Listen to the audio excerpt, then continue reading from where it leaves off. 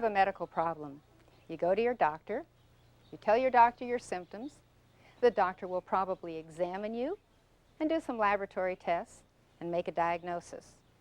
It may be something serious, like multiple sclerosis or lupus or maybe even cancer. And you're shocked. You say, "Doctor, how can this be? How did I get this?" And the doctor will more than likely respond, "We don't know. These things just happen." But diseases don't just happen. Every disease actually has a cause. Even though we doctors are taught in our medical training that virtually 80% of all diseases have no known cause. Let me give you a simple illustration. If you have a headache, you take an aspirin. But are headaches caused by a deficiency of aspirin? Of course not.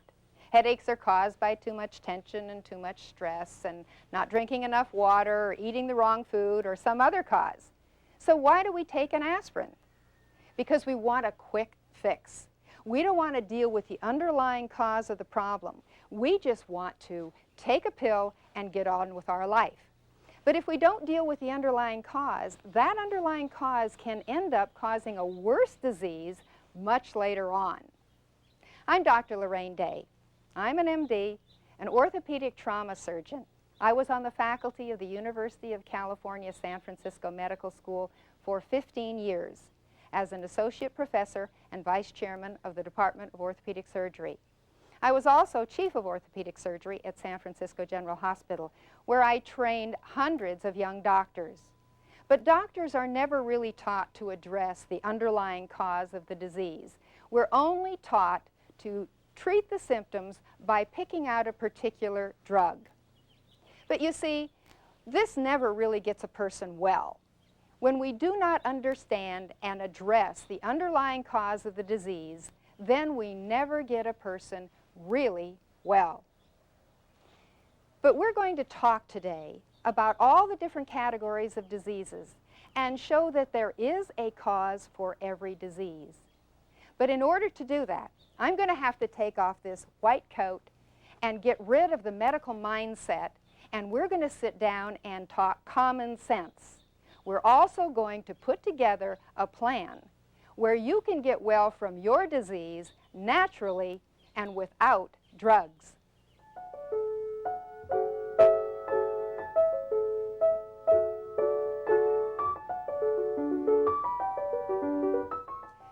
Our bodies are made of skin, muscle, bone, and organs. The organs are made of tissue. Organs such as the brain and the liver and the pancreas and the spleen, and those tissues are made of cells. So in essence, we're just millions of cells. But those cells die out and have to be replaced. So how do we replace them? How do we build new cells? The raw materials come from only one place, what we put in our mouths. If we put healthy, nutritious food in our mouths, we can make healthy cells. But if we put bad food in our bodies, then we have raw materials that will make inferior cells that will be sick cells and that can make us sick.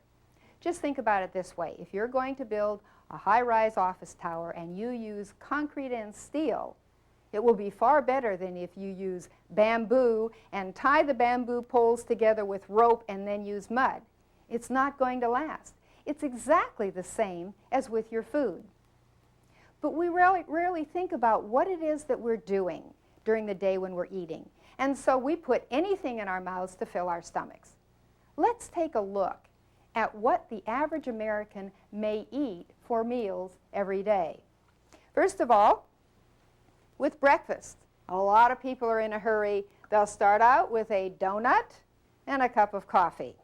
Well, of course, neither one of these contains any nutrition.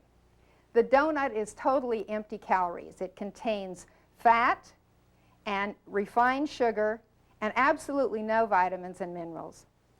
The coffee is a stimulant, a false stimulant. It causes your adrenal glands to pour out a lot of hormones that hype you up, and it gives you false energy. Well, people say, I don't eat that for breakfast. I eat a good breakfast. And you see here I have eggs and bacon and sausage and hash browns and toast. Well, let's take a look at that. First of all, Yes, you have some potatoes here. That's a vegetable. But they're all fried in grease. All that does is stick to the arteries of your body, including your coronary arteries, the arteries of your heart, and cause arteriosclerosis. And here we have eggs. An egg is really the embryo to form a chicken. It's the amniotic fluid in the placenta of a baby chicken.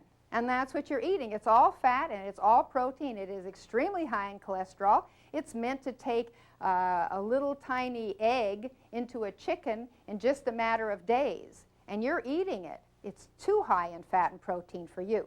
Here we have bacon, which is all fat, and it comes from an animal that is a scavenger that will actually eat sewage.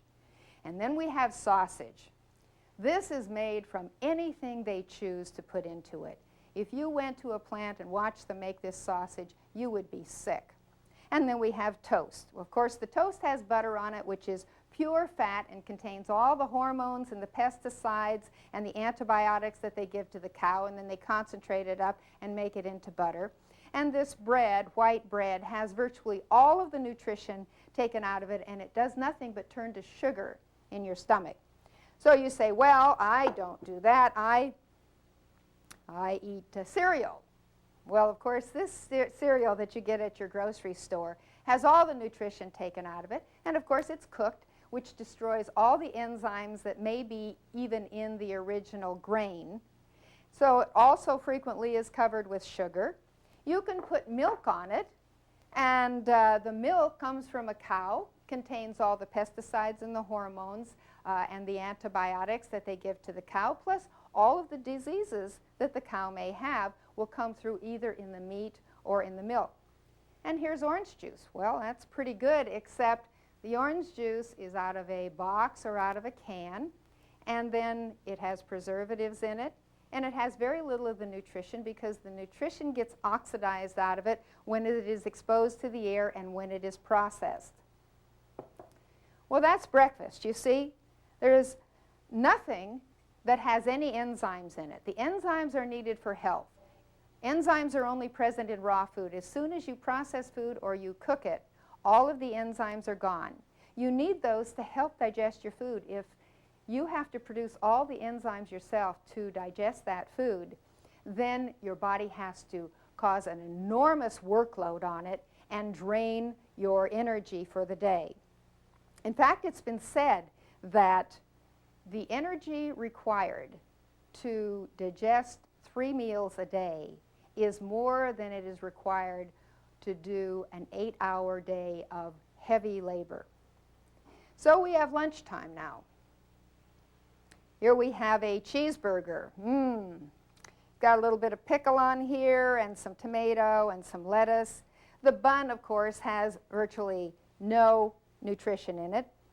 Yes, in the meat you have a lot of fat and a lot of protein and a lot of potential disease. You can get E. coli or many other diseases from eating this meat, and certainly people have.